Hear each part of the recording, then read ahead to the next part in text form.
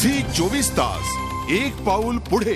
आज थोड्याच वेळानंतर सादर होणाऱ्या केंद्रीय बजेटबद्दल सर्वसामान्यांना काय वाटतंय, त्यांच्या काय अपेक्षा आहेत जाणून घेतल्यात आमचे प्रतिनिधी देवेंद्र कोल्हटकर यांनी।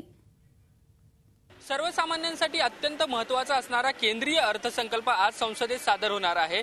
या अर्थसंकल्पाकडून मुंबईकरांना बऱ्याच अपेक्षा आहेत। आपल्या सोबत अनेक मुंबईकर आहेत, आपण त्यांनाच विचारणार आहोत। रेल्वे बजेट पाठोपाठ आता केंद्रीय अर्थसंकल्प सादर होतोय, काय अपेक्षा आहेत? रेल्वेने आमची फार घोर निराशा केलेली आहे। रेल्वेने मुंबईकरांसाठी काहीच न दिलेले आहे। आमची अपेक्षा होती कोकणासाठी आणि मुंबईसाठी काहीतरी होईल, पण काहीच न झालेले आहे।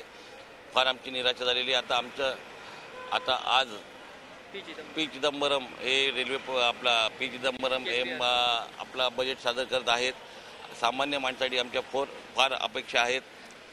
महागाई कमी व्हावी, गॅस पेट्रोल दर वाढ, तसेच रसोई गॅस आहे त्याच्यावरती अजिबात महागाई होऊ नये। सर्वसामान्यांसाठी विचार व्हावा या अर्थसंकल्पात, अशी चिदंबरम साहेबांना आमची विनंती आहे। एक कॉमन मॅन तू काय सांगशील, काय एक युवक म्हणून काय तुझ्या अपेक्षा आहे? इलेक्ट्रॉनिक गोष्टी आहेत, माझा मोबाईल झालं, इतर कोणत्या गोष्टी झाल्या, त्यांचे दर कमी व्हावेत। कारण आता मार्केटमध्ये आपण पाहिलं तर मोबाईलचे 20 बसेस आहेत ज्याची प्राइस 5 रुपीज होती, आता त्याचे एक्झॅक्ट 10 रुपये डबल झालेत। मला वाटतं त्याच्यात कमी झालं तर स्टुडंट्स आहेत जे रेग्युलर ट्रॅव्हल करतात, त्या लोकांसाठी I think that will be great.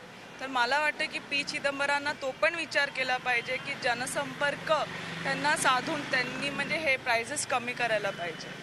धन्यवाद। आपण बघितलं की तरुण वर्ग असेल, वरिष्ठ नागरिक असतील, त्यांच्या बऱ्याचशा अपेक्षा आहेत या सगळ्या केंद्रीय अर्थसंकल्पातून। आता आपल्याला पाहावं लागेल की पी चिदंबरम जे आहेत ते या सगळ्या नागरिकांच्या अपेक्षांमध्ये किती खरं उतरतात आहे आणि हे सगळं जे सादर होणारं बजेट आहे ते या सगळ्या लोकांना किती आवडतंय।